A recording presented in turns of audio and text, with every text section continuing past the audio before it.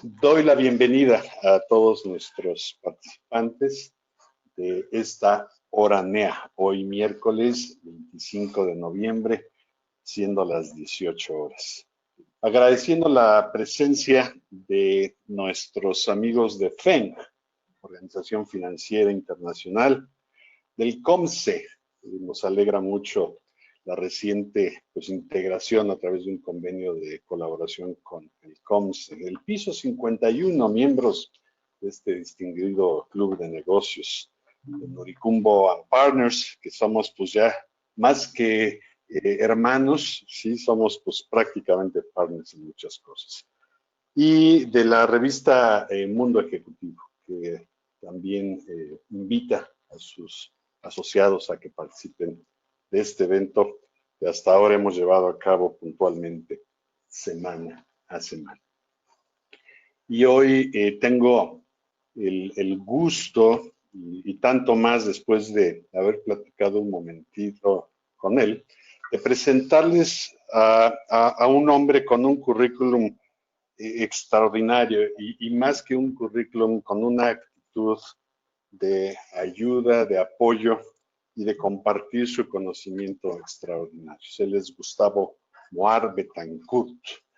Bienvenido, Gustavo, gracias por estar con nosotros. Gracias. Veo que ya la mayoría apagó sus micrófonos. Les pido a todos que apaguen micrófonos y desactiven cámaras para poder darle, sobre todo en la grabación, su lugar preponderante a la presentación de Gustavo. Como decía, Gustavo, bienvenido. Nos honra tenerte el día de hoy como nuestro presentador, nuestro keynote speaker, como dicen los gringos, ¿no? Y me permito presentar un poco tu semblanza, que está interesantísima. Tú eres licenciado en Derecho por la Universidad Americana y aunque tu currículum o tu semblanza dice cerca de 27 años, tú hace un momentito dijiste, no es cerca de 27, son más de 30 años de servicio en el gobierno mexicano. ¿Estoy en lo correcto? Es correcto, sí. Excelente. Y bueno, en lo general eres un especialista en seguridad, en migración internacional y de fronteras y en algunas cosas más que ahora menciono. Leo aquí tu experiencia en múltiples negociaciones con agencias migratorias de inteligencia y procuración de justicia de Estados Unidos, de Centroamérica y el Caribe. Leo también que tú participaste en el diseño y ejecución de políticas en materia de seguridad nacional como secretario general del Centro de Investigación y Seguridad Nacional, el CISEN. También tuviste una experiencia como director adjunto de Pemex Gas y Petroquímica, presidiendo el grupo de instalaciones estratégicas en el que colaboraron las instituciones de seguridad nacional. Y asimismo coordinaste el grupo de trabajo interinstitucional responsable de investigar el sabotaje a instalaciones de Pemex en 2007 por parte del Ejército Popular Revolucionario. ¿Qué experiencia debió haber sido eso? A su vez, fuiste representante de la empresa de Pemex en Europa con sede en Londres, siendo observador de México ante la OPEP. ¡Wow! A través de la Embajada de México en Washington, representaste a la Secretaría de Gobernación como enlace para temas migratorios, de narcotráfico y de seguridad fronteriza. Fuiste negociador en jefe para asuntos migratorios, designado por la Cancillería para las negociaciones con el gobierno estadounidense, orientadas a alcanzar un acuerdo en esa materia. Fungiste además como ministro para asuntos legislativos, responsable del cabildeo de los temas de interés para México. En el 2005 te incorporas al Centro de Investigación y Seguridad Nacional, al CISEN, como director de Asuntos Internacionales. Y en 2007 fuiste designado secretario general, responsable de la unidad de operación de ese centro. cargo que ocupaste hasta el 2011. Para enero del 2012 fuiste designado subsecretario de Población, Migración y Asuntos Religiosos en la Secretaría de Gobernación, miembro del Consejo Consultivo de Política Migratoria de dicha secretaría. También como consejero del Migration Policy Institute y asociado senior del Center for Strategic and International Studies, ambos con sede en la ciudad de Washington, D.C.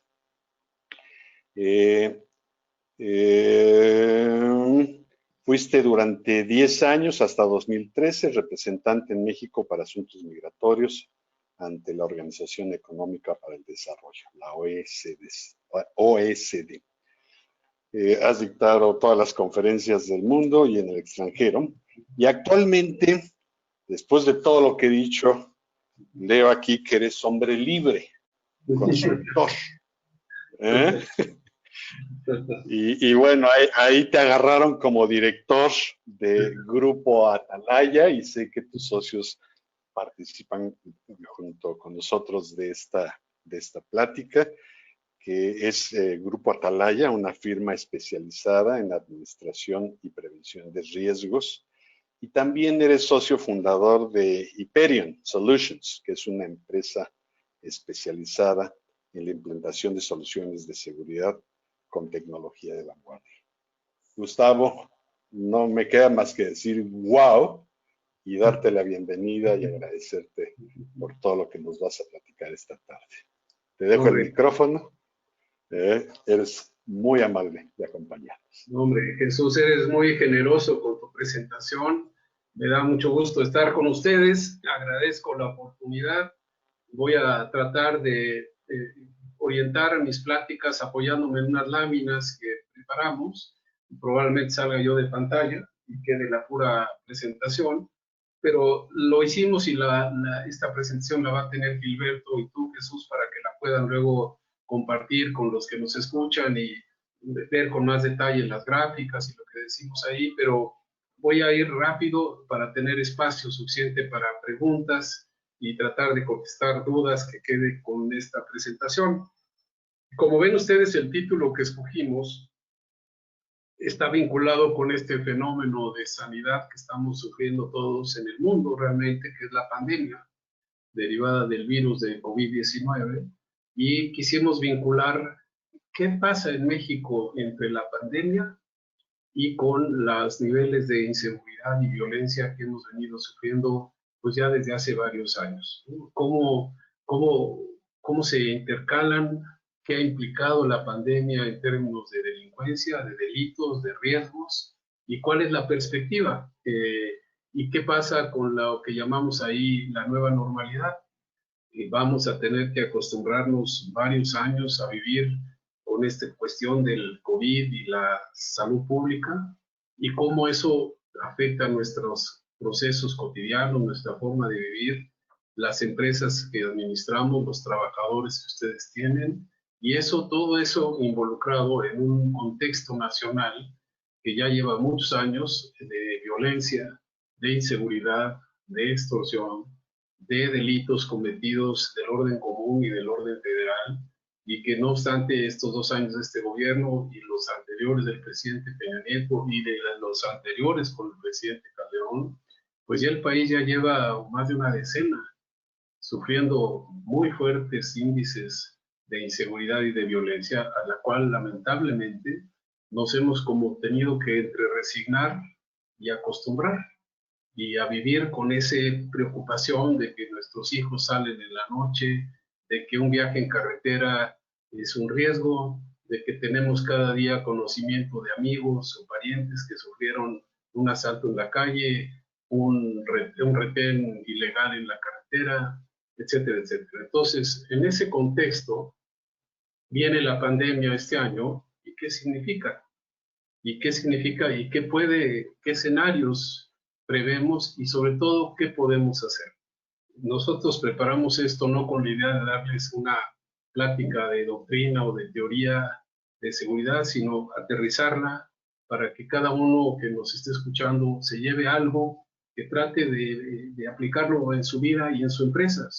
¿Qué aprendí hoy con esta plática que no estaba haciendo, que no había pensado y que me puede ayudar a prevenir el sufrir algún incidente grave? La palabra que acabo de decir es la base de todo esto, es la prevención. Entonces voy a empezar, insisto, voy rápido para que ustedes puedan tomar nota e ir apuntando sus preguntas. Y una vez que termine, si te parece, Jesús, tú nos ayudas a moderar para la respuesta, las preguntas que vaya recibiendo y tratar de darle la mejor respuesta posible al auditorio. Con todo Entonces, gusto. una nota, una lámina meramente metodológica básica.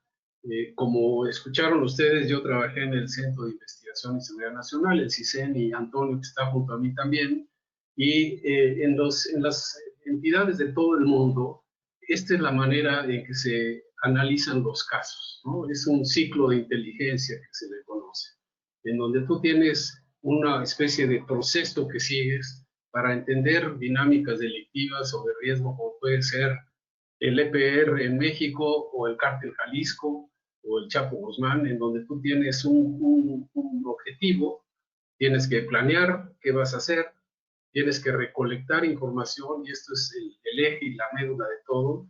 ¿Cómo puede uno saber lo que está pasando y conocer los riesgos que enfrenta? Y ahí pues es una multiplicidad de fuentes. Ahora con las redes sociales podemos accesar y pedir en YouTube o simplemente en LinkedIn o cualquiera, a ver, Jalisco, inseguridad, Cártel Jalisco, y van a salir notas de periódico que les van a explicar, y si le pican a la Fiscalía General de la República van a encontrar una serie de monografías, y se van a la Secretaría de Seguridad Pública otro tanto, de manera que la recolección de información abierta, es decir, que la Internet, los medios de comunicación, la televisión, etcétera, la tenemos todos. Pero aquí el secreto es tener acceso a aquello que no es público, aquello que solo con fuentes humanas se puede tener el pulso real de lo que está pasando. No es lo mismo que si ustedes quieren saber el nivel de violencia en Naucalpan, que pueden checar en las redes sociales, e ir a hablar con el presidente municipal, con el jefe de la policía, con el comandante de la Policía Federal, para entender qué está pasando realmente. Entonces la recolección se vuelve un ejercicio de campo complementado con una lectura de fuentes abiertas. Luego se fusiona toda esa información y se hace una evaluación para decir, bueno, ya entendí esto, ¿y ahora qué hago? Y la reacción con toda esta información.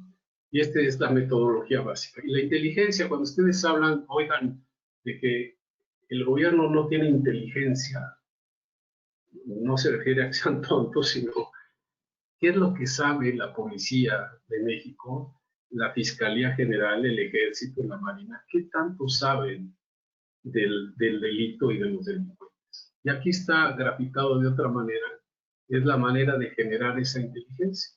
Tiene que ser un proceso muy riguroso, tiene que ser sistemático, es algo que se va construyendo con los años.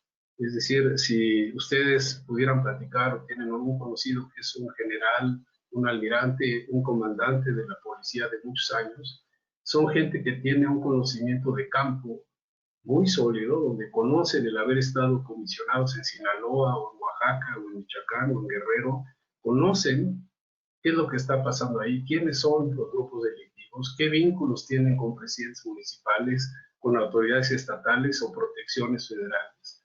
De manera que hay una fuente muy grande de información que, bien sistematizada, de manera muy rigurosa para no caer en periodicazos ni en rumores, sino sólida, comprobada, información dura, se puede tener entonces inteligencia, que es un diagnóstico real de cuál es el riesgo y cómo se le puede enfrentar. Vean ustedes aquí, y del lado izquierdo, esta encuesta del INEGI, a quien no haya tenido oportunidad o haya escuchado. El INEGI tiene una serie de encuestas especializadas en materia de violencia y de seguridad. Nosotros escogimos esta porque es un mapa que refleja el nivel de inseguridad que tienen las entidades federativas en México por colores. Y como ven, el Estado de México en el centro del país, junto con la Ciudad de México, es el que acá alcanzan índices más altos de delincuencia.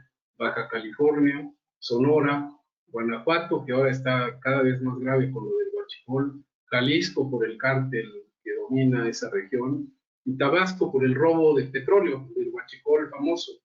Pero vean en el lado izquierdo de la lámina, a mí me parece muy sintomático lo que decía yo hace rato, de 1 de cada 3 hogares tuvieron al menos una víctima de delito. 1 de cada 3 hogares mexicanos. Y 24 millones fueron víctimas directas de un delito. Somos 128 millones de mexicanos. Quiere decir que la sexta parte, o un poco más de la sexta parte, han sido víctimas directas de un delito. ¿Cuál es el impacto económico que tiene la delincuencia en México? Y aquí tienen dos maneras de expresarlo.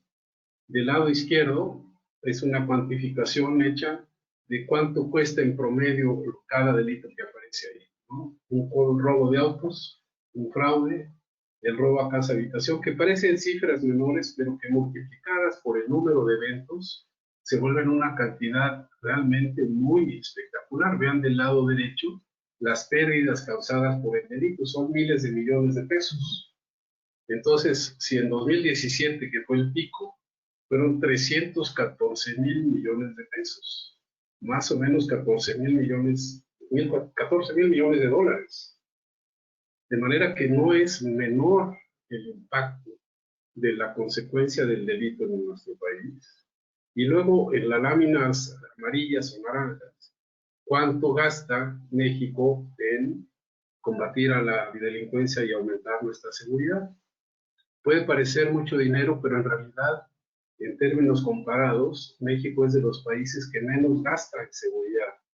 En el presupuesto federal no pasa del 2% del presupuesto total, mientras países como Colombia tienen entre 5 y 7% de seguridad. De manera que cuando se habla de que la Guardia Nacional, el Ejército y la Marina, las policías estatales, todo eso no rebasa el 2% del presupuesto anual de nuestro país.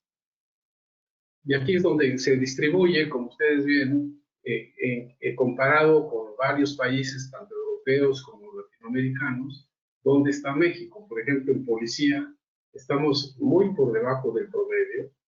En prisiones, curiosamente, y este es un dato que a mí en lo personal me sorprendió, no estamos tan mal, estamos por arriba de la media en términos del sistema penitenciario.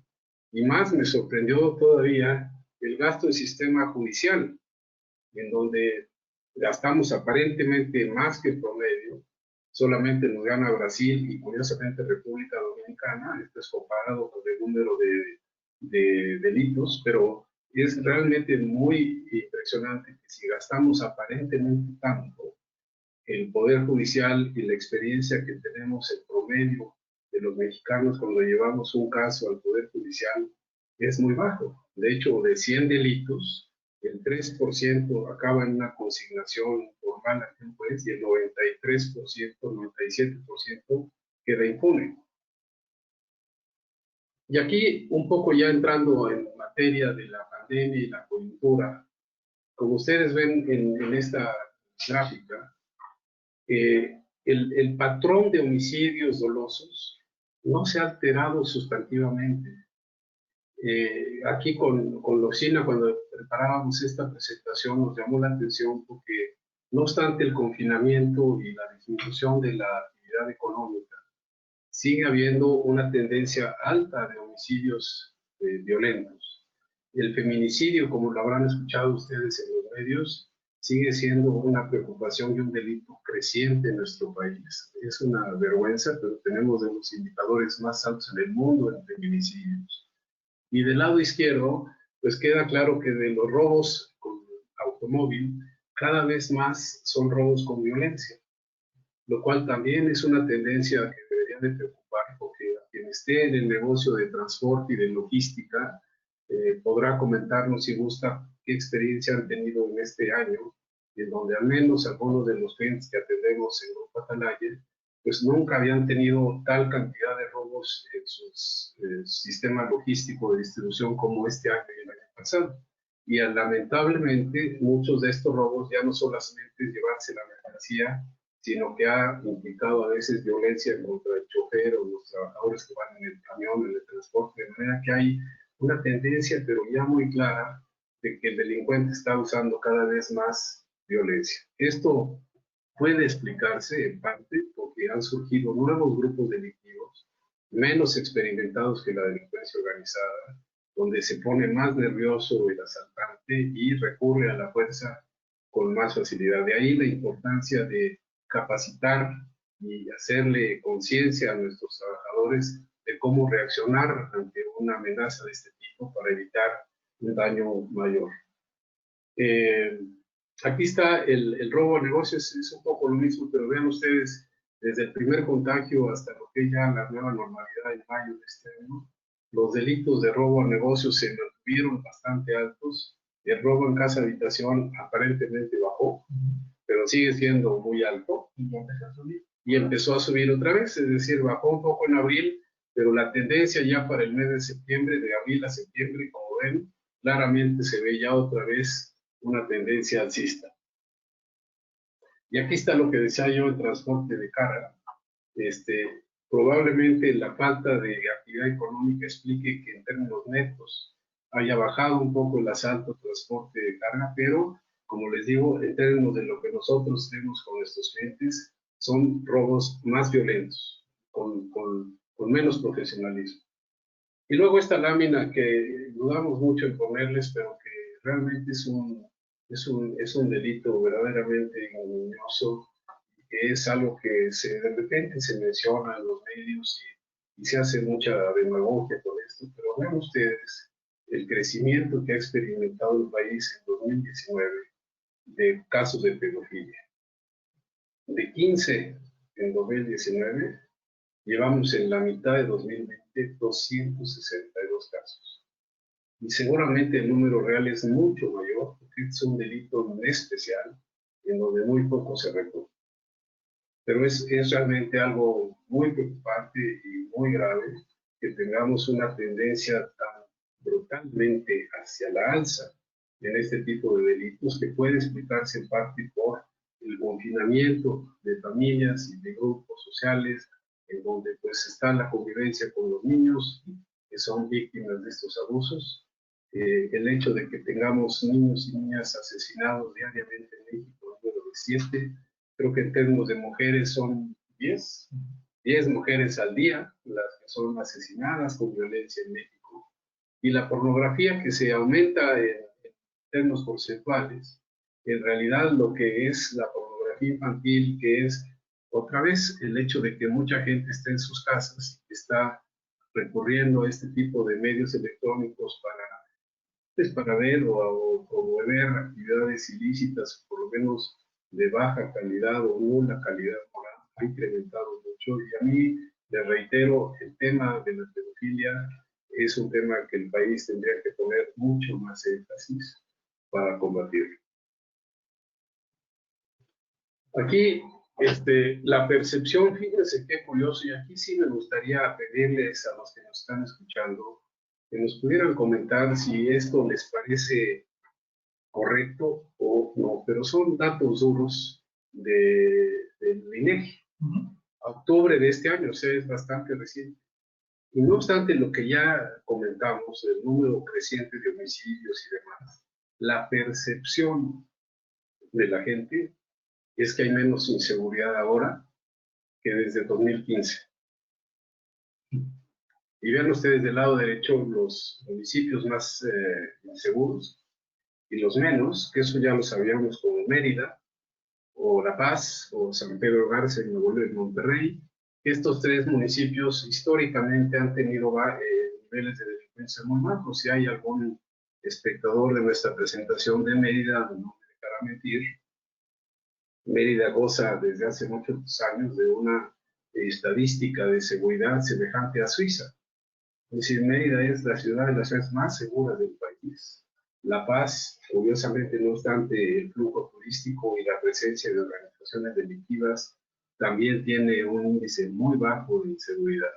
Y Nuevo León, por supuesto que si tenemos algún paisano de Monterrey, saben ustedes que Monterrey tuvo una oleada de delincuencia muy fuerte hace unos años, en donde las organizaciones de narcotráfico usaron Monterrey para vivir y para tener a sus familias, y después empezaron a pelear, y hubo un momento en que Monterrey sufrió niveles de inseguridad muy grandes, donde había balaceras en el centro de Monterrey, y esto afortunadamente se logró controlar.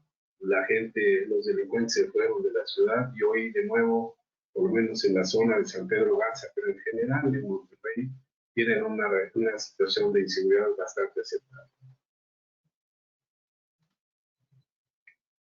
¿Y cómo nos pega esto en la economía?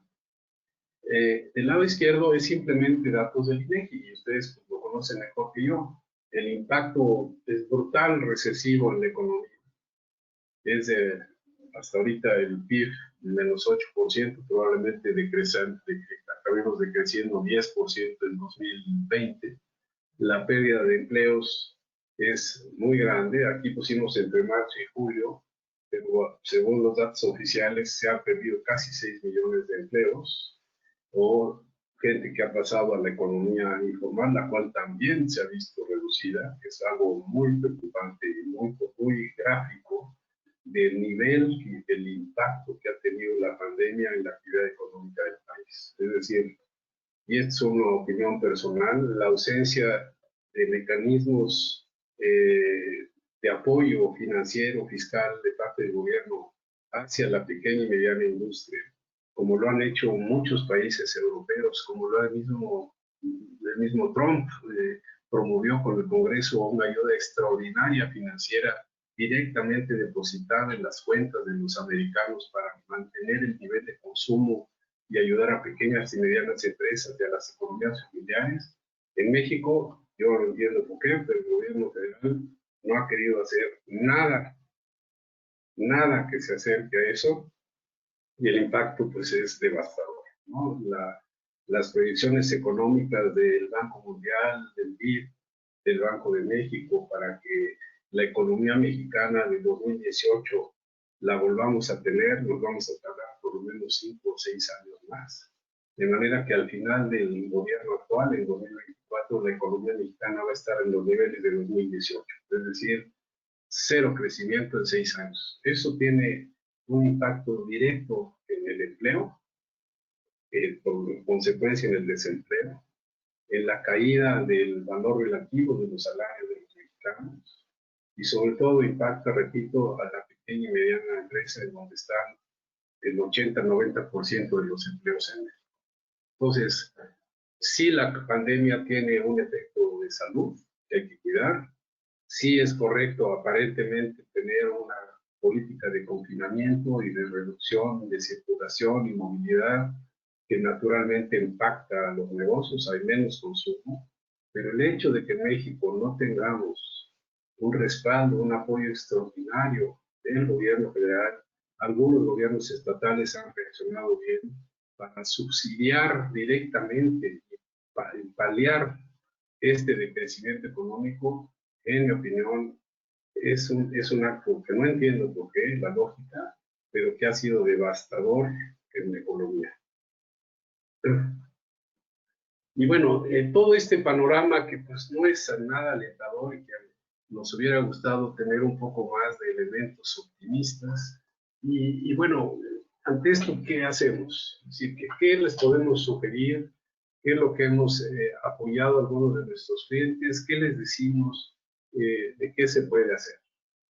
Y entonces, de manera muy esquemática, pusimos estos 4 contextos, en donde decimos, bueno, hay que saber adaptarnos como familia, como personas, como negocios, como empleados, como dueños, y hay que desarrollar nuevas habilidades y conocimientos para atender esta nueva realidad. Las nuevas amenazas de inseguridad en el contexto de una pandemia son distintas. La pandemia vino a alterar todos los protocolos y procesos que tenemos puestos en vigor, es decir, las medidas de control de personal, ¿no? Que algunas de ustedes probablemente tengan protocolos de controles de confianza para que puedan tener la tranquilidad de que no están contratando gente que la delincuencia les está insertando o penetrando. y de que al menos tienen un mínimo conocimiento de los antecedentes del personal que contratan, sobre todo para puestos de cierta sensibilidad o de acceso a información de relevancia. Eso se vuelve ahora muy crítico y yo sé que en algunas empresas están haciendo la prueba del COVID para ver que el nuevo recluta o inclusive la nómina vigente esté exenta de COVID, y si lo hay, pues tomar las medidas de cuarentena y aislamiento necesarias para evitar una contaminación colectiva. Pero ahora a eso se debe sumar, y desde hace ya tiempo, el tema de la confiabilidad de nuestro personal. La delincuencia, sobre todo en ciertas actividades donde hay presencia física de negocios, por ejemplo, nosotros asesoramos a Petróleos Mexicanos en la construcción de varios gasoductos y oleoductos.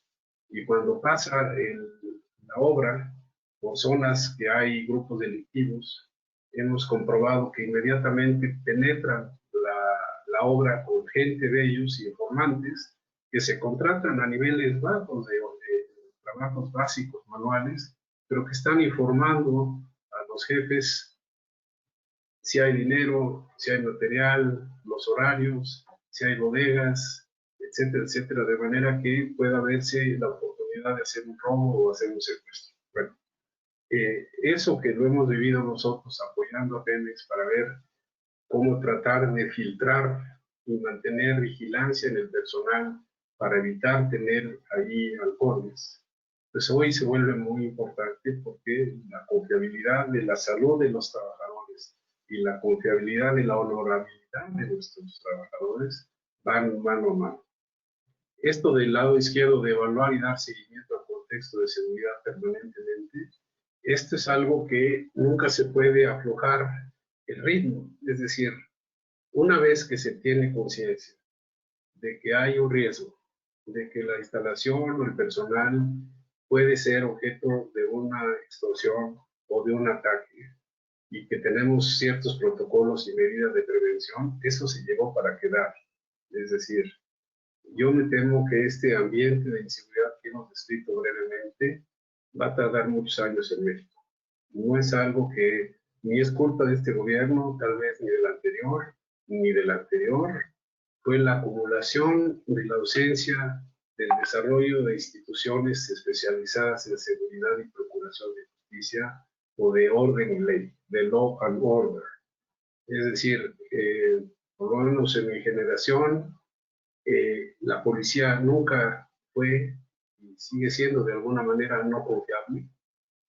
La Guardia Nacional, que empezó con el proyecto de Calderón de la Policía Federal, que ahora es la Guardia Nacional, es un objetivo correcto, en mi opinión, pero que necesita su permanencia, consistencia y recursos. Si ustedes ven, no me voy a países desarrollados, países similares como puede ser Chile, España, en donde está la Guardia Civil o los Carabineros, en donde ya construyeron una fuerza de seguridad pública confiable, honesta, especializada. Y eso no es más que inversión de capital en la capacitación, en las condiciones de trabajo, en los seguros médicos, en los seguros de vida, en una política de carrera en donde se estimula al policía honesto a continuar, en donde se le reconoce su buen trabajo a base de ascensos institucionales e inclusive materiales, y hay una permanencia, hay gente que hace carrera, y carrera reconocida que le permite un nivel de vida digno para él y sus familias, y que si llega a tener un enfrentamiento desde que quede lesionado o pierda la vida, el Estado se hace cargo de la familia y le garantiza un mínimo de bienestar. Eso en sociedades, insisto, no estoy hablando de Alemania ni de Francia, sino en Argentina, en Colombia, en España, dignifica la actividad policial. Y entonces hay un orgullo de pertenecer a un cuerpo de seguridad pública. Y eso es una política de Estado. Con eso me refiero, no es una política de un gobierno y que llega otro y lo cambia. Es una política que requiere permanencia y continuidad por 10, 15, 20 años hasta que se vuelve ya natural que quien entre a la Guardia Nacional sabe que va a tener una carrera que le va a permitir mantener a su familia, que si hace bien las cosas y se profesionaliza y se capacita, va a tener una carrera ascendente y que la sociedad gradualmente lo va a reconocer y le va a agradecer. Eso, y a lo mejor a algunos de ustedes les parece un sueño o guajiro, eso es a lo que hay que tirarle en México.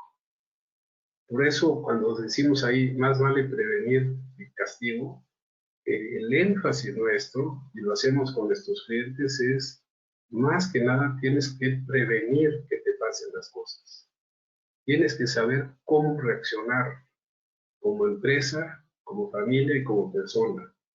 Y a nivel, digamos, nacional o de política pública, lo que no hemos podido lograr es que se mantenga, independientemente del gobierno, que llegue una continuidad. O sea, muy rápido para destacar. Nada más fíjense, hace 20 años Calderón empezó con la llamada guerra contra el narco. Y en esos 20 años no hemos podido construir una fuerza civil policíaca profesional y gradualmente hemos tenido que recurrir a las Fuerzas Armadas para que lo hagan. Y este gobierno, de plano, me parece, tiró la toalla y dijo, el ejército y la marina tienen que hacerse cargo de la seguridad pública.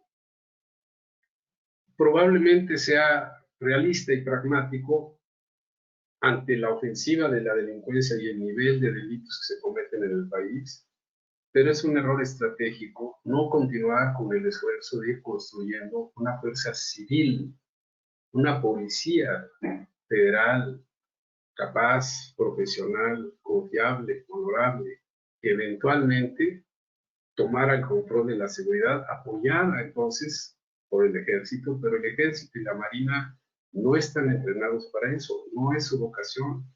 El ejército y la marina es seguridad nacional, es defensa del territorio, es defensa de la soberanía. Y un policía entrenado sabe cómo enfrentar la delincuencia, incluyendo, si quieren ustedes, con el debate en México de los derechos humanos. Bueno, un policía entrenado sabe contener el uso de fuerza cuando se enfrenta a un delincuente.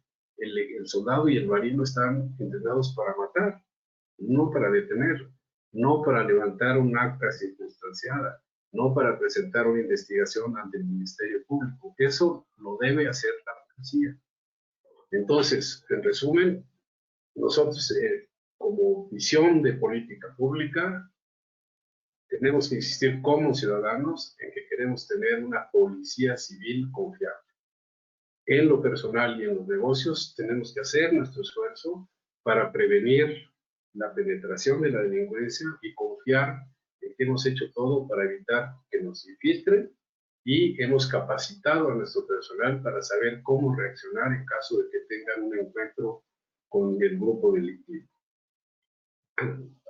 Y finalmente, esto que acabo de decir lo resumimos en esta lámina, es decir, solamente como sociedad y como gremio y los asociados en esta organización en la que agradecemos nos inviten, trabajen juntos, compartan información, abren, no este foro, muchos foros en donde escuchen especialistas como nosotros, el Grupo Atalaya, otros, hay muchos, que les puedan dar consejos, que ustedes lo transmitan a sus socios, a sus empleados, que compartan como organización información que puedan recibir para que sepan qué hacer, establecer protocolos acorde con la naturaleza de su negocio, si es una pequeña empresa o una micro o una mediana empresa, pero tener claro qué van a hacer en caso de un incidente. No improvisar ante un robo o un asalto, una extorsión a un familiar, a un amigo, a un empleado. Tener claro a quién le van a hablar, cómo van a reaccionar ante una llamada de extorsión violenta, agresiva, amenazante. Todo eso es, esperamos, lo que nosotros llamamos aquí en los servicios de Grupo Atalaya, y ahí verán ustedes con calma después los distintos servicios que empresas como nosotros ofrecen. Nosotros partimos en el lado izquierdo, en la primera lámina, figura de evaluación de riesgos, es que cada uno de ustedes mida y piense, y ojalá alguno se quede con la inquietud después de esta plática, decir, bueno, a ver, ¿qué tan vulnerable estoy siendo yo, mi familia y mi negocio? ¿Cuáles son los riesgos? conozco el barrio donde vivo, he oído que roban, he oído que roban en mi casa, debo hacer algo en mi barrio, necesito hacer algo o no, en mi negocio, ¿qué pasa si me roban? ¿A quién le aviso? ¿Qué pasa si me asaltan? Nosotros estamos convencidos de que la delincuencia no descansa, como se dice en el medio, ¿no? La delincuencia opera los 24 horas, los 7 días de la semana. Y seguramente muchos de ustedes han sufrido la experiencia de que se van un fin de semana y es cuando entran los ladrones. Y es que ya los estuvieron observando, ya saben. Y muchos que hemos vivido en condominios, bueno, pues está el señor de la puerta que nunca checamos bien si la firma que contratamos es una firma seria, acreditada ante las autoridades, confiable, o el portero que abre la puerta de estas empresas de ciudad privada es el que informa a la delincuencia que ustedes se fueron de viaje el fin de semana. Todas esas cosas, sin caer en paranoia, son detalles que pueden hacer la diferencia. En lo que llamamos el due diligence, el background check, ¿no? Es decir, a nosotros, nuestros clientes nos dicen, oye, voy a contratar a esta persona para el área de finanzas. Y hacemos una búsqueda profunda de los antecedentes profesionales, sociales y personales de la persona, para darle al cliente elementos de juicio sobre la confiabilidad de ella. Y a veces confirmamos lo que el cliente sabe y a veces hemos evitado que contraten gente que tenía un antecedente criminal que no había reportado en su currículum, que claramente lo vuelve un riesgo. O entrevistas personales especializadas, donde nosotros platicamos en una manera directa, con un acuerdo de privacidad y de respeto con la persona para ver si en realidad es quien es, o ya puestos en grado extremo, pues hay mecanismos de control de confianza, en donde pues desde un polígrafo te puede dar bastante certeza si en un robo tienes a la gente diciéndote la verdad, tienes a la mejor al ladrón de frente y el polígrafo lo puede denunciar. Red de vínculos de actores de interés. Yo les pregunto, ¿no? ¿Tienen ustedes conocimiento de quién es el responsable de la seguridad en su delegación o en su estado o en su municipio? ¿Conocen al jefe de seguridad pública, al jefe de la policía? ¿Tienen un teléfono de emergencia en el que le puedan llamar? ¿Han ido a presentarse para decir, mire, aquí yo tengo esta planta, pues tengo interés en que si algo nos pase ustedes puedan reaccionar? Generalmente la policía estatal o el comandante federal o el militar les van a decir y les van a poner un enlace para que en caso de algo tengan a quien llamarle. Y esto de políticas y protocolos es lo que ya he hablado mucho, es decir, inserten en sus manuales de operación, en sus lineamientos, en sus reglas, la parte de seguridad. Muchas empresas tienen muy claro el tema de safety como seguridad industrial, pero no el de security, que es a que nos hemos ocupado, la seguridad física del personal y de las instalaciones. Y bueno, como yo comenté, nuestros servicios están dedicados a empresas, tenemos empresas de logística y transporte, asesoramos y hacemos diagnósticos de plantas establecidas o por establecer, obras de infraestructura en vigor o por desarrollarse y por supuesto consejos y capacitación para personal y para ejecutivos de nuestros clientes. Pues creo que es todo. Creo que es todo, Gilberto. Creo que nos extendimos un poco más del tiempo, pero... No, para nada. Excelente. Bien. Estamos a la orden por si hay alguna pregunta, alguna duda, algún comentario. Pues ya tenemos ahí algunos comentarios y bueno, Rodrigo será quien dirija, quien coordine esta sesión de preguntas y respuestas. Pero si me permites, Rodrigo, hacer un comentario, sí, claro, porque adelante. Me emocionó la presentación de Gustavo en dos sentidos. Lo primero, es una emoción mixta porque me ha sensibilizado de algo que yo había escuchado o suponía acerca del estado de la seguridad de mi país. Y esa sensibilización, al menos en mi caso, genera un deseo de hacer algo, de ponerme en acción. ya sea en mi familia, en mi comunidad o para las empresas u organizaciones en donde yo estoy metido, donde trabajo como consultor también o como consejero. En el segundo aspecto de mi emoción es que yo fui director de una función muy especial en una empresa americana en la que trabajé hace muchos años, 3M. Fui el director del Crisis Management Team. Y a través de ese team aprendí y me sensibilicé de lo que era la inseguridad en aquel entonces y muchos otros temas relacionados con esta obligación nuestra de proteger a la empresa o a la organización con la que trabajamos. Y eso desarrolló en mí un sentido de responsabilidad y de compromiso que hasta el día de hoy, digamos, impregna la sangre en mis venas, ¿no? Y lo que te quiero decir, Gustavo, es que me alegra mucho conocerte y conocer tu organización, porque creo que este es el momento más importante, ¿no? Para poder recurrir a especialistas como tú, como la de tus socios, como la de las empresas que representas, Grupo Atalaya y Hyperion Solutions.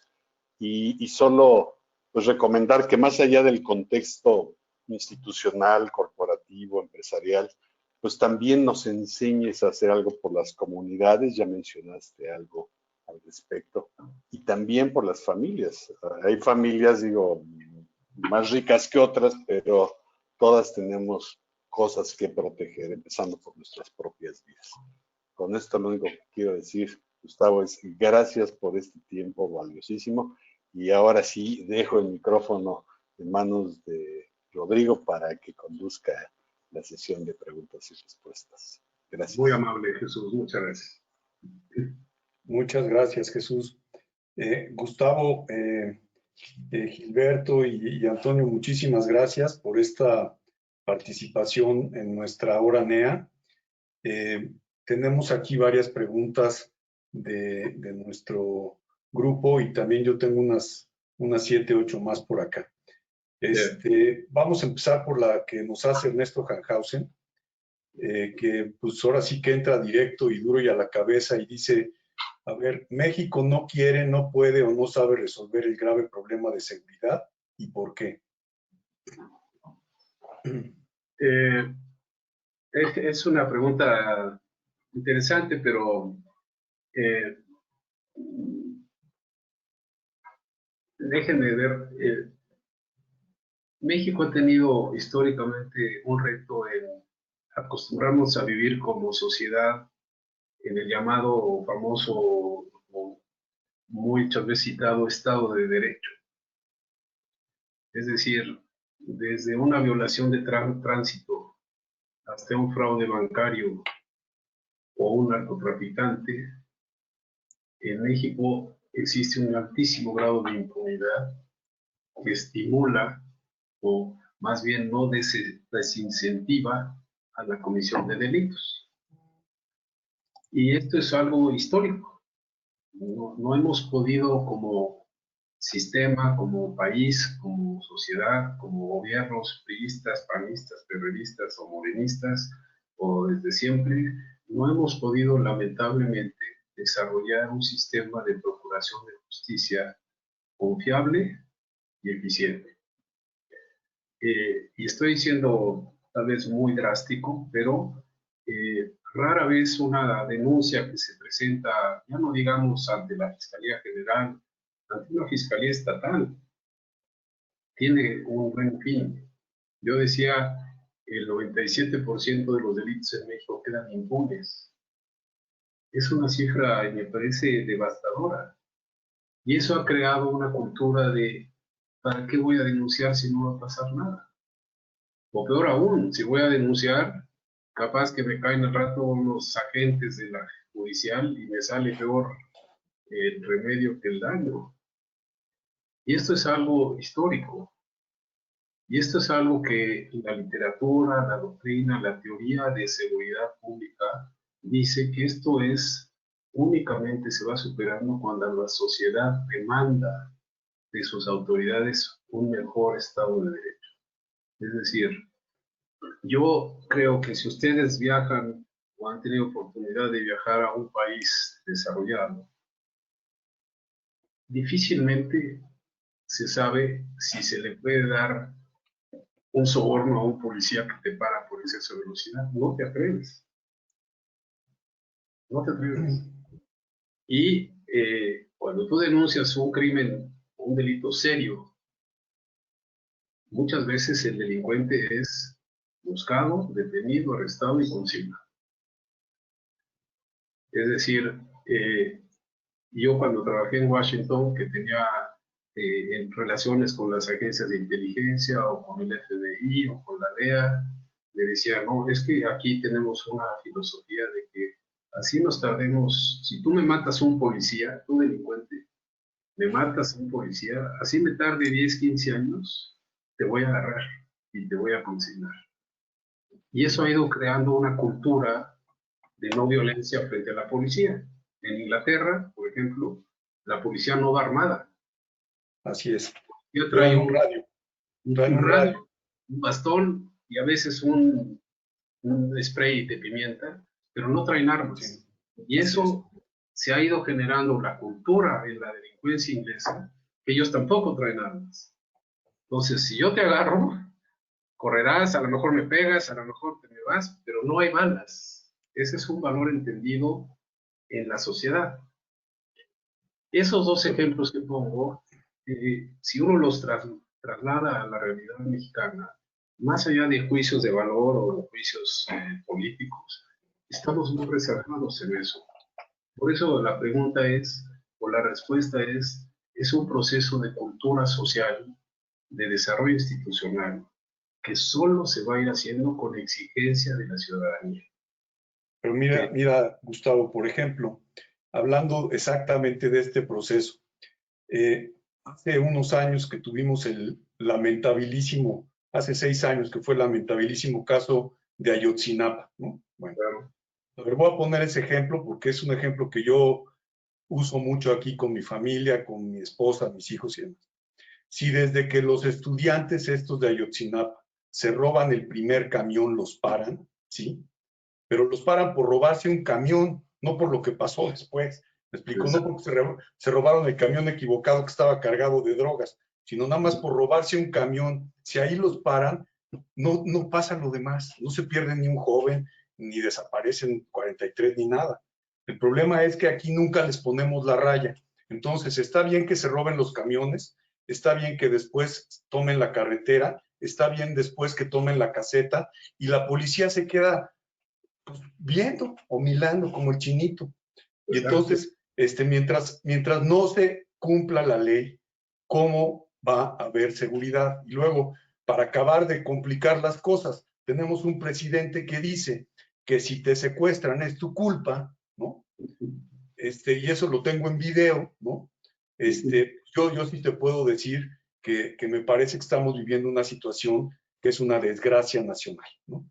Yo creo que se ha incrementado mucho la inseguridad en este sexenio actual, ¿sí? A mí en este sexenio ya me secuestraron. Mi familia llevamos 90 años trabajando en México con empresas, contratando gente, pagando impuestos. La cuarta generación está integrada a nuestra operación. Y el que nos salga un presidente con que si te secuestran es tu culpa, o sea, casi que ni me importa, ¿no? Es una desgracia, Gustavo. O sea, yo creo que este proceso que tú hablas, desgraciadamente en este sexenio ni siquiera se va a avanzar un poquito en él. ¿Me explico? Y eso lo que lleva a pensar es que existe una connivencia entre las autoridades y los delincuentes, ¿no?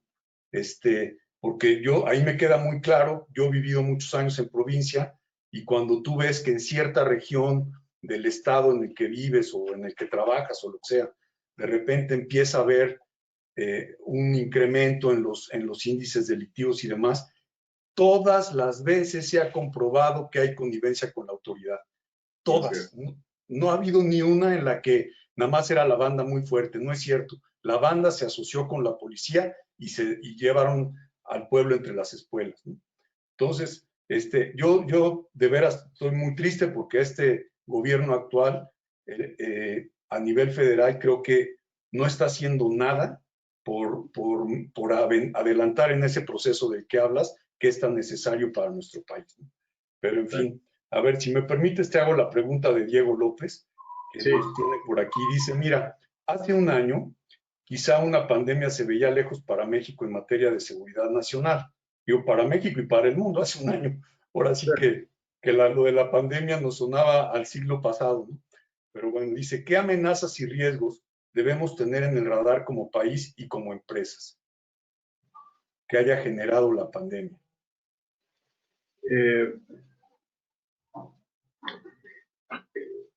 La pandemia, que es un fenómeno global, ha hecho evidente, ha sacado a flote, digamos, o más evidenciado lo que son problemas estructurales globales y nacionales en términos de inequidad. En términos de inequidad, por ejemplo, el acceso a los servicios médicos. En términos de inequidad por el desempleo que ha afectado sobre todo a los trabajadores, a los obreros, a la clase media y a la clase de bajos recursos. Y la seguridad en algunos países, y por eso la gráfica que pusimos, se las pusimos porque en realidad la pandemia no se ha reflejado en un incremento sensible de los delitos, sobre todo en los homicidios.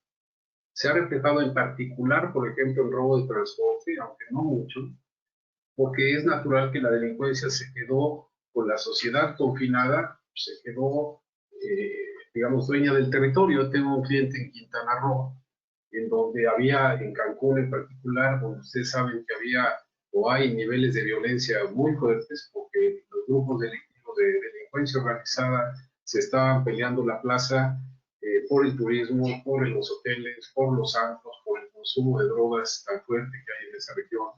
La pandemia vino a cerrar y a prácticamente quebrar la industria turística, cierra de restaurantes, de antros, los hoteles operando en niveles de sobrevivencia. Pues obviamente la delincuencia se le acabó el negocio. En la medida en que Cancún ha vuelto a reabrir, inmediatamente ha vuelto a aparecer la violencia y la delincuencia. Entonces, repito, si no forzamos a nuestras autoridades a desarrollar policías, investigadores, ministerios públicos, jueces a nivel estatal, ya no aspiro a lo municipal, porque ahí estamos muy reservados, pero por lo menos que los estados tengan una buena policía con capacidad de inteligencia, de investigación, de consignación sólida de delitos, del orden común, del orden estatal, más la complementariedad de la autoridad federal para los delitos graves. Mientras no hagamos eso y presionamos al gobierno, a los gobiernos estatales, insisto, y al federal, vamos a seguir sufriendo como sociedad los embates de la delincuencia.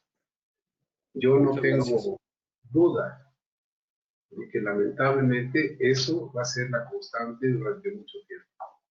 Y a lo personal, como padre de familia, con mis amigos, me preocupa ver cómo sigue pasando el tiempo y no acabamos como país de decir necesitamos romper este círculo vicioso. Necesitamos tener confianza en las policías, confianza en el Ministerio Público y participación social. Solamente así podemos ir avanzando gradualmente, pero el escenario de corto plazo no es halagador, ¿eh?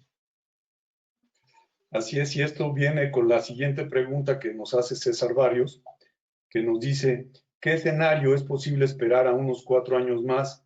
Pues repetimos estrategias fallidas y recientemente el caso Cienfuegos en Estados Unidos y su desenlace político, lo cual hace suponer que el crimen organizado ha permeado todas las instituciones. ¿Veremos consolidándose un Estado fallido y creación ahora de grupos paramilitares ciudadanos, ya no únicamente comunitarios? Miren, hace poquito precisamente una empresa que opera en México, una empresa americana, iba a tener su consejo de administración, iban a hacer una propuesta de planeación de los próximos 5 años.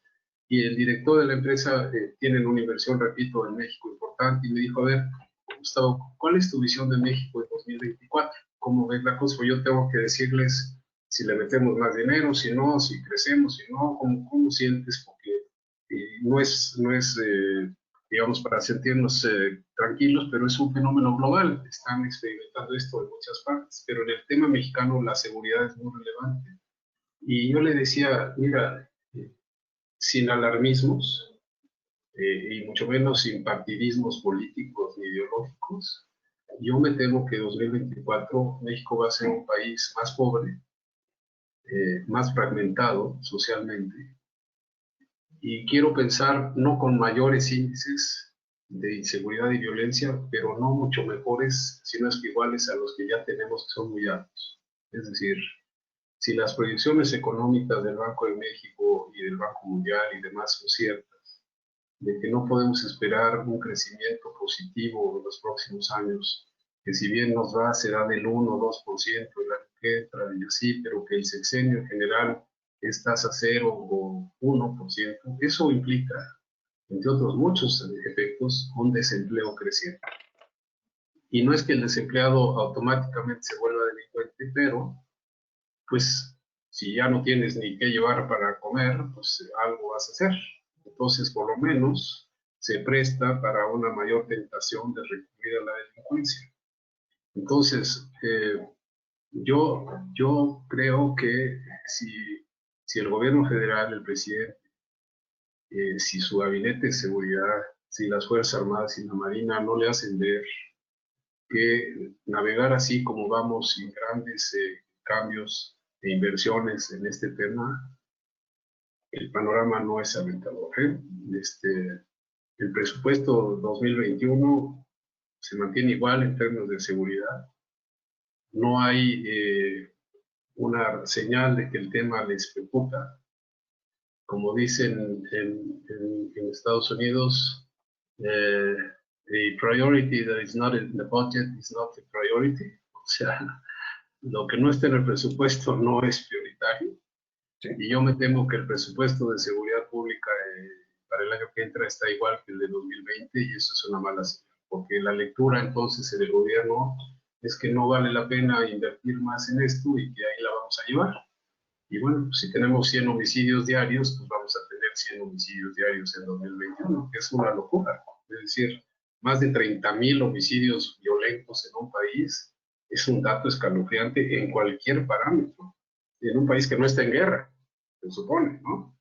Entonces, no, lamentablemente no soy optimista a nivel macro, por eso insisto mucho que es a nivel micro, en donde nos queda a nosotros como ciudadanos, como empresas, cuidarnos, prevenirnos, capacitarnos para minimizar los riesgos. Así es, muchas gracias. Nada más una pregunta de lo que decía César. ¿Tú crees que se vayan a desarrollar o vayan a aumentar el grupo de grupos paramilitares ciudadanos? No creo, ¿eh? Ha habido de repente, como saben, en Michoacán, señor Mireles y otros grupos que crean las autodefensas, ¿no? Y de repente se sabe en los medios de algún poblado en Sinaloa que decidió armarse, ya están hartos de la extorsión y ponen retenes y la gente saca sus rifles y sus carabinas, pistolas, pero son casos muy aislados. No te puedes enfrentar a la delincuencia organizada. Es decir, una desgracia para nuestro país en la vecindad con Estados Unidos es la facilidad con que se pueden comprar y contrabandear a México armas de alto poder, ¿no? Cuando tú ves los enfrentamientos que tiene la Policía Federal o la Guardia Nacional o el Ejército con los grupos delictivos, pues traen armas de ejército, ¿no? Los R-15, las AK-47. Los 50, calibre 50, los barrios, ¿no? Y entonces, si tú eres un policía municipal en Tlalnepantla, pues que traes, si bien te da una pistola que te dieron, pero que no llega a una 45 y ves a un grupo con metralletas, pues, ¿qué haces, no? Claro. Entonces, no, yo no creo que haya una voluntad o una preocupación suficiente en el presidente de la República de este tema que lo haya trasladado en mayor inversión en seguridad. Bien, muchas gracias. Mira, aquí Armando Nuricumbo nos pregunta si al final de cuentas, ¿tú crees que vivimos en un narcoestado y nos hemos negado a aceptarlo durante mucho tiempo? Por ahí el otro día salió una noticia en el periódico, hace una semana, que decía que los narcotraficantes controlan el 20% del territorio nacional y bueno, pues está relacionado con esto. ¿Cómo ves tú? ¿Nos estamos engañando y realmente vivimos dominados por los narcos o realmente todavía el gobierno tiene control del país? Sí, yo creo que hay que tener cuidado con los conceptos, ¿no? Cuando tú hablas de un narcoestado, técnicamente, teóricamente, la doctrina de seguridad nacional, de seguridad, es que el nivel de penetración es tal que ya el Estado forma parte directa de la delincuencia, ¿no? Y ya hay una connivencia explícita, abierta entre el Estado y la delincuencia. Por ejemplo, mucho se dice el caso venezolano, donde el presidente Maduro ha tenido que llegar a un entendimiento con el narcotráfico peruano para mantenerse en el poder, porque si no, no hubiera subsistido. Afganistán ha tenido, y Pakistán, que llegaron a un entendimiento con la siembra de amapola en sus territorios, porque es parte fundamental de la subsistencia de la comunidad rural en esos países. Aquí en México tenemos años de saber que en las sierras de Guerrero y de Oaxaca se cultiva marihuana, amapola, pero no por eso necesariamente es una connivencia. Hay corrupción y protección y ciertas ganancias para la autoridad estatal o para la federal, pero ya un narcoestado es otro nivel, es en donde ya se perdió completamente la línea entre las autoridades encargadas de la aplicación de la ley y el delincuente.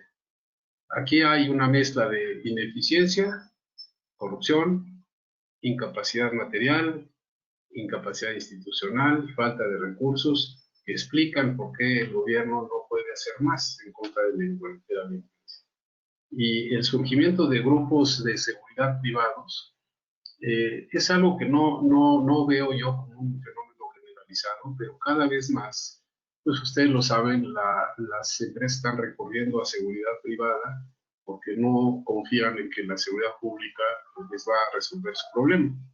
Y eso ha generado una multiplicidad de empresas de seguridad privada, que una vez más tenemos una ley que regula muy bien quién puede ser seguridad privada, pero que la aplicación de esa ley dista de ser buena. Es decir, en la antes Secretaría de Seguridad Pública, ahora en la Secretaría de Seguridad Ciudadana, existe una oficina en donde se deben registrar las empresas de seguridad privada.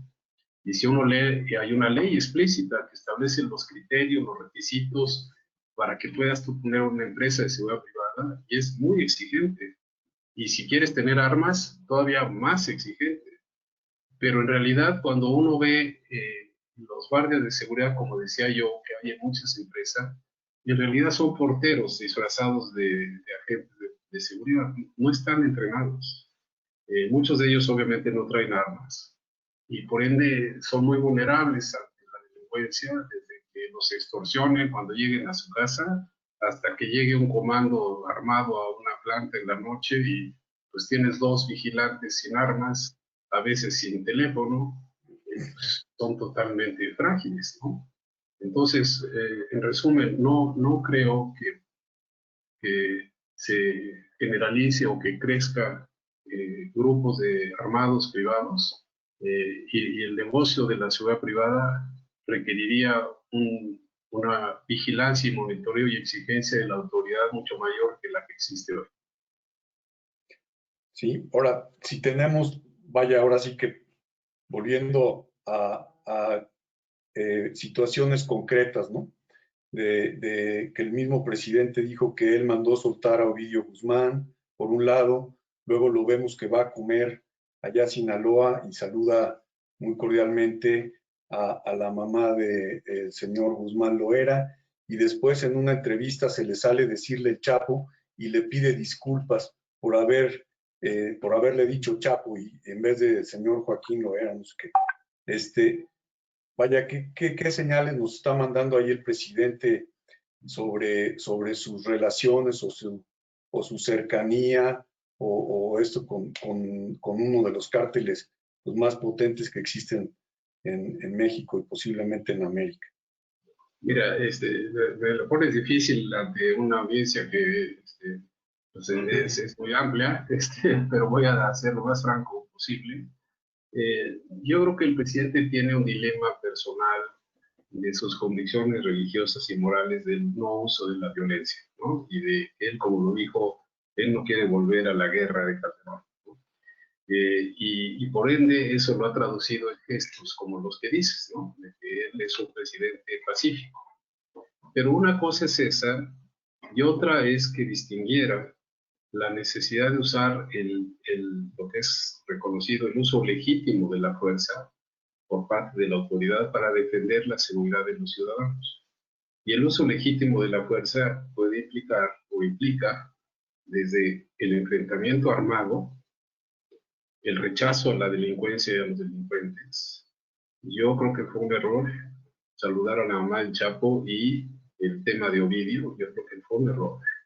Probablemente tenga mucha información en el caso de Ovidio, que había posibilidades de un ataque masivo de los colegas de Ovidio a la población, y optó por esa difícil decisión, probablemente, pero aún así no es suficiente explicación. Es decir, es muy difícil sustentar que si tú finalmente puedes tener arrestado a un delincuente de ese tamaño, lo sueltes. Hay inclusive responsabilidad legal en eso, ¿no? Así es. No lo puedes hacer. Que haya tenido información que evitó un ataque armado, pues, dando el beneficio de la duda puede ser. Y no dudo que sea una decisión fácil tomar, pero así de entrada y de principio muestra debilidad del gobierno frente a la delincuencia. Y reitero, en los años que estuve yo trabajando en el gobierno en temas de seguridad, entiendo la dificultad que es el equilibrar entre el uso de la fuerza, el Estado de Derecho y la convivencia con la delincuencia. Es decir, no tenemos como país las instituciones suficientemente sólidas y maduras para enfrentar a una delincuencia cada vez más violenta, más armada, más rica. Si un agente de migración encargado de detener el tráfico y la trata de personas en Veracruz gana 10,000 pesos al mes y detiene un camión donde van 20 cubanos traficados por una persona que se baja del camión y le dice, mira, te doy $1,000 por pieza, nada más déjanos pasar. Y le ofrece así, en efectivo, $20,000. Y él gana 10,000 pesos. No estoy justificando, pero entiendo su dilema. 2 años de sueldo, ¿no? Pues sí. No, entonces, no es que porque le pagues el doble va a ser honesto, ¿no? Pero si le pagas 10,000 pesos y además no le das una carrera y una estabilidad de servicio civil y una posibilidad. Apoyo, ¿no? Apoyo, vaya, institucional también, ¿no? Exacto, el apoyo mínimo institucional. Si no le das eso, pues ¿cómo no va a aceptar algo que le puede cambiar la vida a ella y a su familia? Pues sí.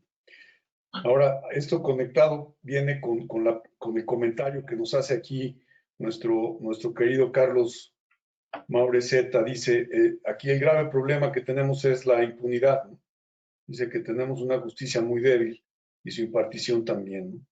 ¿Qué nos puedes comentar sobre el tema de la impunidad y la impartición de justicia?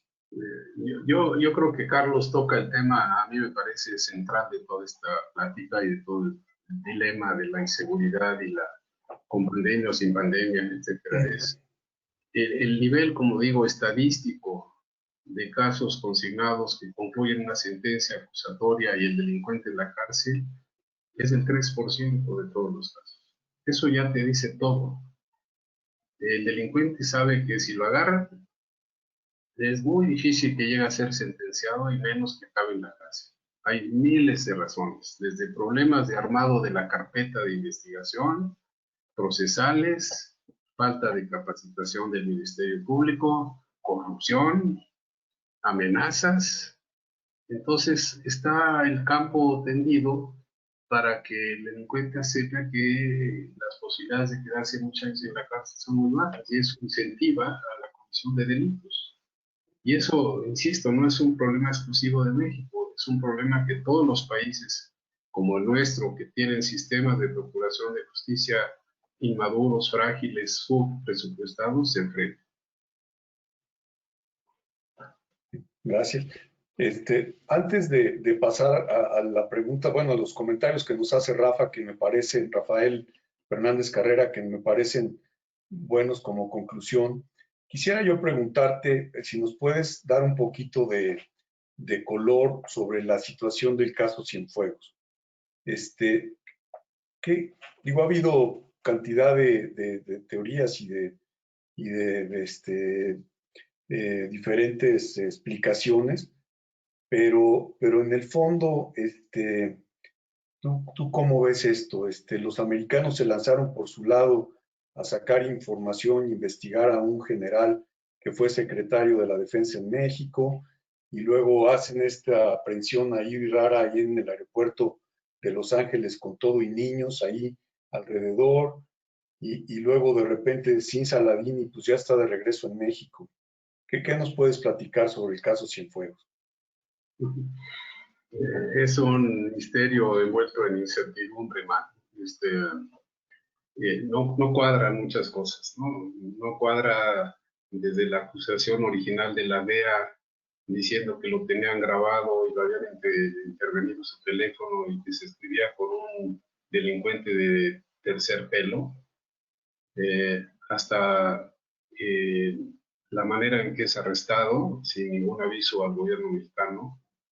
Y luego, pues, lo que supongo fue una reacción muy fuerte del gobierno mexicano a través del procurador y del canciller, pero por mandato y expresando la posición del presidente López Obrador de que este era un acto que ponía en riesgo la colaboración bilateral y la confianza entre las instituciones de seguridad y las Fuerzas Armadas.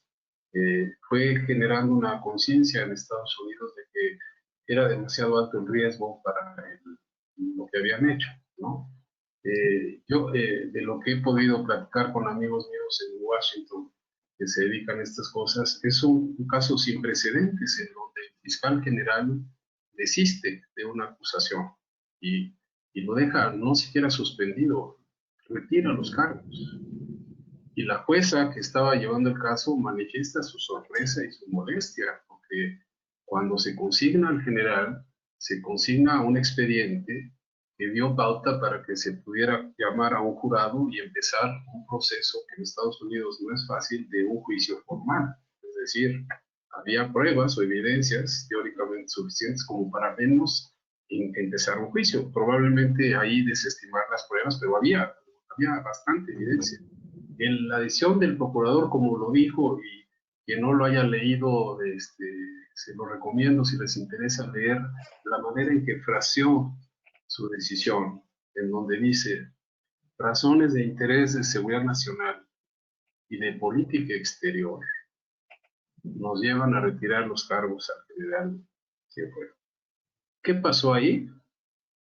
¿Qué nivel de política exterior y de alto nivel influyó?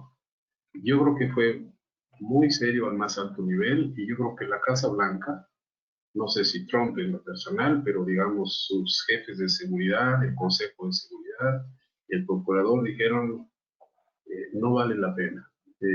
Estamos terminando la administración y estamos dejando entonces una herida de confiabilidad del gobierno mexicano. Yo sé, por lo que pude vivir hace algunos años, que existe un intensísimo intercambio de información, de colaboración, de coordinación, de capacitación entre las fuerzas de armadas de ambos países, entre las policías, los servicios de inteligencia, que los Estados Unidos saben que necesitan para tratar de contener, minar, combatir el narcotráfico. Entonces, puesto en la balanza, dijeron, es demasiado alto el riesgo, mándaselos. Ya veremos México cómo lo resuelve. Entiendo que todavía no se resuelve por la Fiscalía. Seguramente le echaron la papa caliente al gobierno mexicano para ver cómo decide el fiscal tratar el tema del general. le mandaron, entiendo, un expediente muy voluminoso. Seguramente lo están estudiando con lupa para ver si hay elementos suficientes o no, o pueden tener una resolución absolutoria del general sin caer en un juicio de su falta de cuidado y de purismo jurídico. Pero también entiendo que seguir adelante con la investigación en general en territorio mexicano, pues de lo que yo oigo en el ejército, en la marina, hay un malestar enorme por este hecho.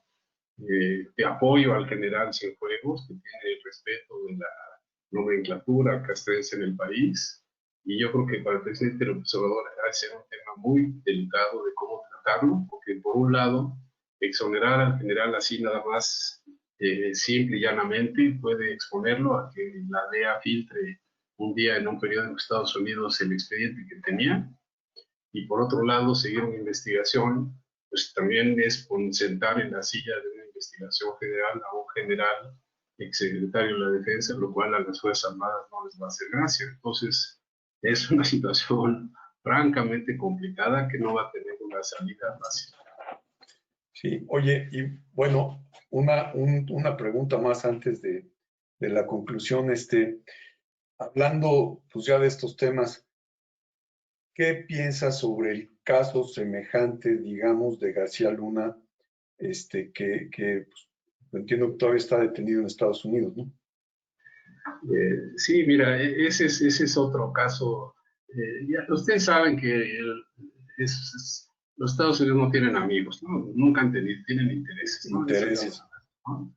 Entonces es una ingenuidad pensar que porque un gobierno como el de Calderón o como el de Peña colabora con ellos y se saludan los funcionarios y se hacen visitas a Washington de aquí y se comen y brindan y se llevan bien, eso quiere decir algo en Estados Unidos. Estados Unidos es implacable cuando se trata de sus intereses, con México y con todo el mundo, con sus aliados europeos, con los rusos, con todo el mundo. Estados Unidos no tiene amigos, tiene intereses. Y en este caso, sería irresponsable de mi parte decir cuál va a ser el desenlace del juicio. Yo supongo, como en el caso de Cienfuegos, que hay evidencias o pruebas que permitieron a un jurado autorizar el arresto y detención del exsecretario García Luna.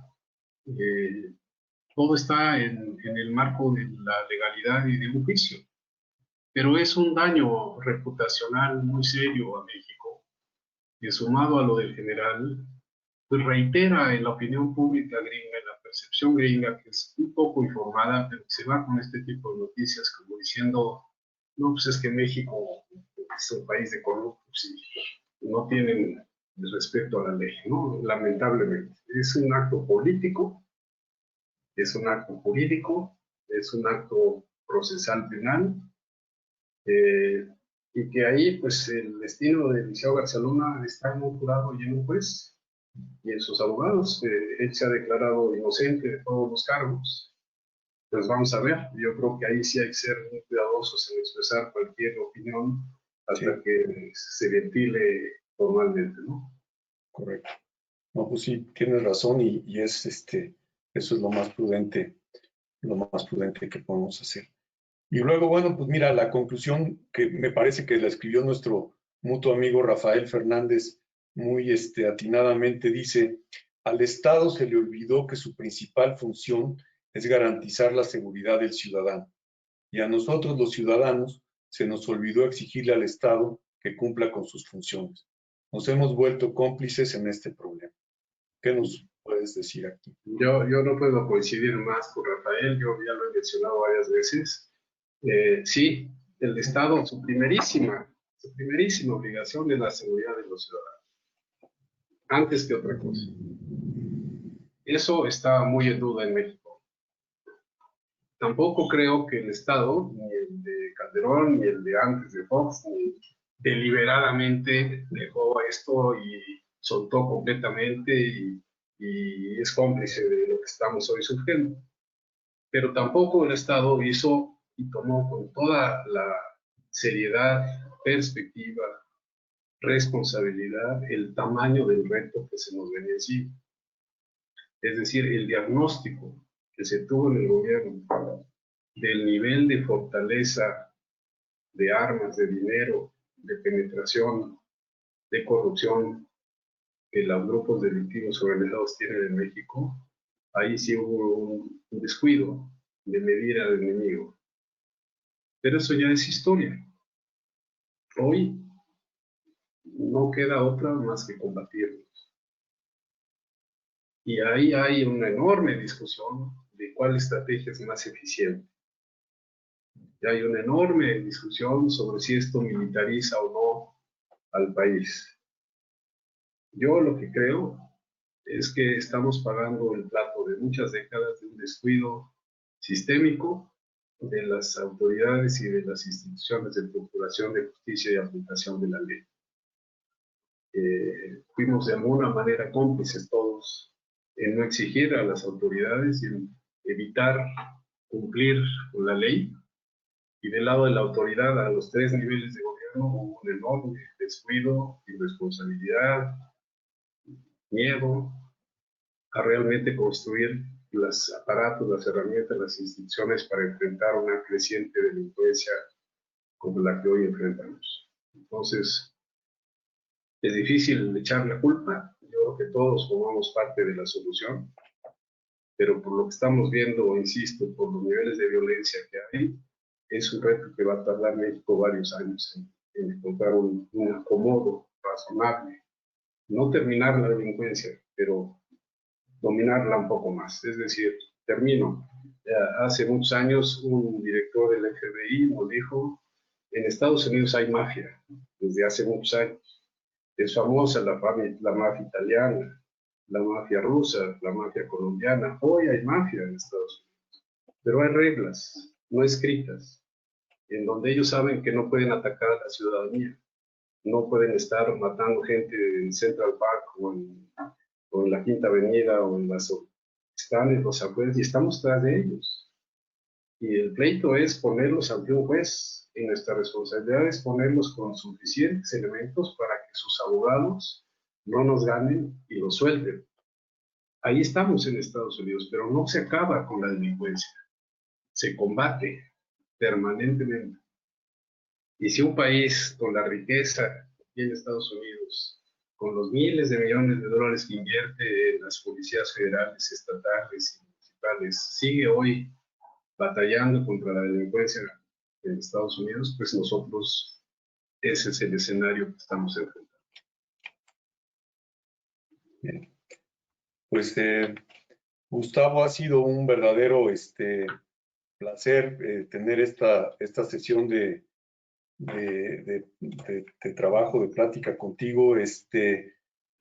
Agradezco muchísimo que hayas compartido tus vastos conocimientos en uno de los temas que son fundamentales para la vida y la convivencia de la gente en el país, en México. Le quiero dar también las gracias a Antonio Ramírez y a Gilberto Velázquez, tus socios, que pues esperemos que cuando pase esto de la pandemia nos podamos reunir y podamos continuar nuestro diálogo. Y también pues a nuestro socio fundador, Rafael Fernández, que fue quien nos puso en contacto con ustedes para pues, haber podido tener esta plática tan interesante, ¿no? Pues le agradezco también mucho a Jesús Bush y a Armando Muricumbo, Armando Merlo, a Sergio Álvarez Ducoin de FEN, a Eduardo Vázquez del Piso 51, y bueno, pues a todos nuestros queridos socios de la red de negocios entre amigos que hoy han estado con nosotros.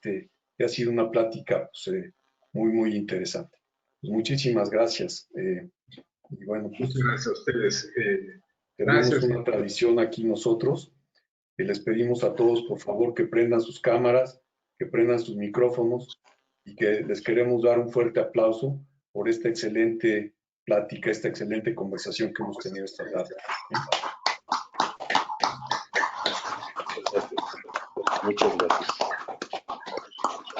Muchas gracias a todos, un placer y gracias a Gilberto, a Jesús, a ti, Rodrigo, a todos por su atención y nos quedamos a la orden para cuando ustedes gusten. Muchas gracias, buenas noches. Muchísimas gracias. Gracias. Muchas gracias. Buenas noches. Gracias. Encantado. Muy amables. Buenas noches, felicitaciones. Gracias. Saludos. Gracias. Gracias. Muy buenas noches a todos.